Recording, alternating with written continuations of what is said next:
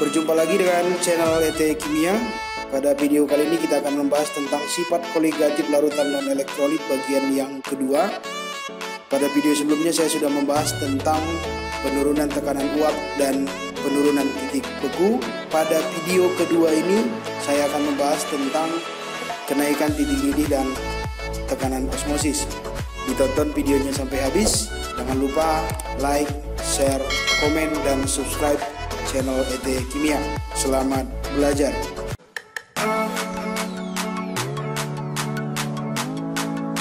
Sifat koligatif kenaikan titik didih larutan.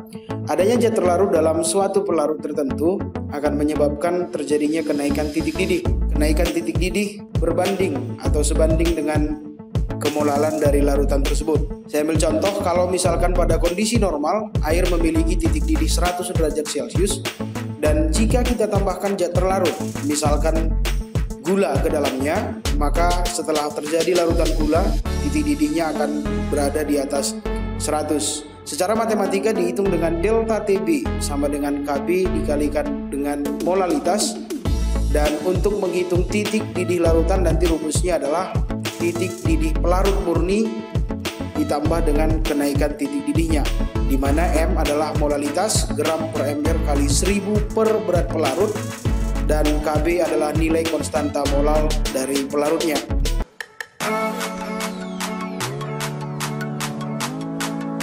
Contoh soal nomor 1. Sebanyak X gram glukosa Mr180 dilarutkan dalam 500 gram air dan titik didih larutan adalah 100,15 derajat Celcius. Jika ternyata konstanta molal air atau KB adalah 0,5, maka tentukanlah glukosa yang dilarutkan. Untuk menjawab soal ini, rumus yang kita gunakan adalah rumus kenaikan titik didih, di mana delta TB sama dengan KB dikalikan dengan molalitas.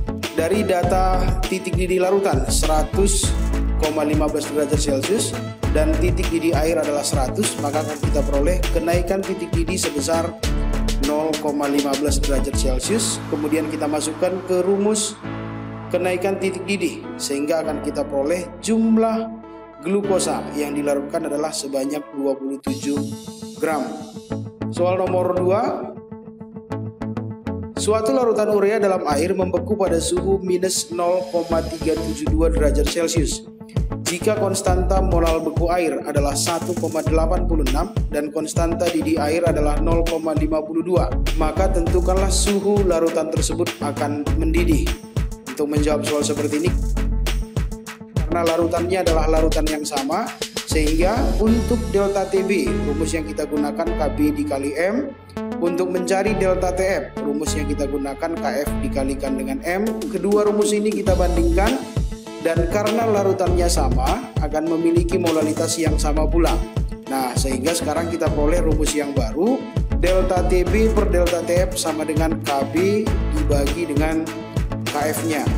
Sehingga kalau kita masukkan nilainya, akan kita peroleh kenaikan titik didih 0,104 derajat. Maka titik didih larutan adalah 100 ditambah 0,104, maka akan mendidih pada suhu 100,104 derajat Celcius. Contoh soal yang ketiga. Sebanyak 75 gram suatu senyawa dengan rumus empiris CH2O N kali dilarutkan dalam 500 gram air.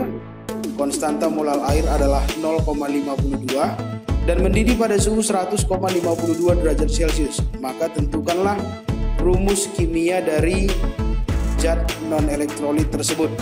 Untuk menjawabnya di soal ini, apa yang kita cari pertama adalah kita mencari MR-nya terlebih dahulu dengan menggunakan rumus delta TB sama dengan KB dikali M. Maka akan kita peroleh MR dari zat terlarut dari CH2O N kali tadi adalah 150, sehingga kita bisa memasukkan nilai massa atom relatif masing-masing unsurnya. Maka akan kita peroleh 30N sama dengan 150 dan N-nya adalah 5. Sehingga rumus kimia dari senyawa tersebut adalah C5H10O5.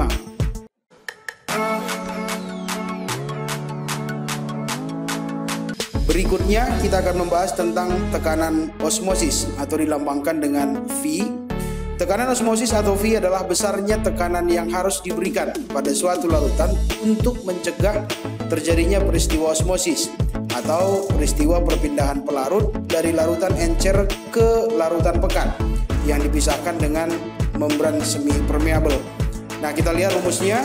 V kali volume sama dengan N kali R kali T, maka akan kita peroleh juga V sama dengan N kali R kali T dibagi dengan volume, di mana molaritas adalah mol per volume, maka rumusnya bisa kita buat menjadi V sama dengan M kali R kali T.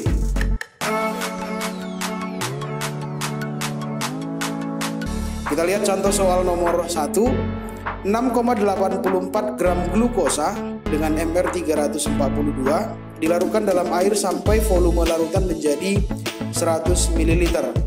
Jika diukur pada suhu 27 derajat Celcius dan nilai R adalah 0,082, maka berapakah tekanan osmotik larutan yang terjadi?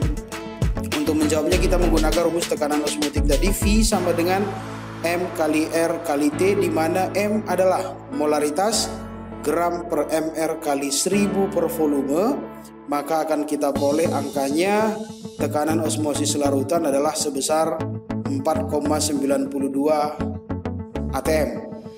Contoh soal nomor 2. Jika tekanan osmotik dari 500 ml larutan fruktosa C6H12O10 pada temperatur 32 derajat Celcius adalah sebesar 2 atm, maka berapakah jumlah dari fruktosa yang terlarut? Untuk menjawab soal ini kita menggunakan rumus tekanan osmosis, V sama dengan M kali R kali T.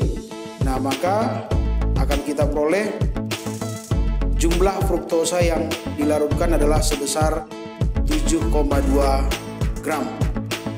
Contoh soal nomor 3. Tekanan osmotik darah manusia pada suhu 37 derajat Celcius adalah 7,68 atm.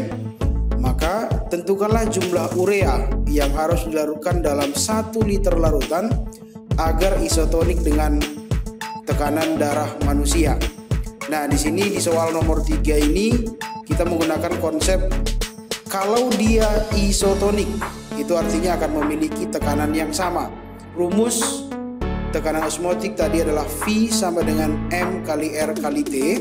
Jika dia isotonik, maka kita bisa anggap tekanan osmosis darah sama dengan tekanan osmosis urea.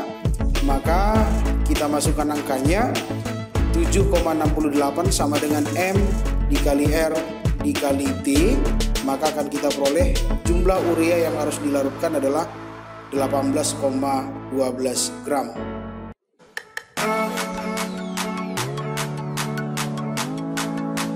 Berikut ini saya sediakan 5 soal sebagai soal latihan mandiri untuk dibahas. Silahkan soalnya di-download dari Google Drive, linknya saya sediakan di deskripsi video. Selamat belajar dan berlatih. Tetap semangat, sampai ketemu pada video-video pembelajaran berikutnya.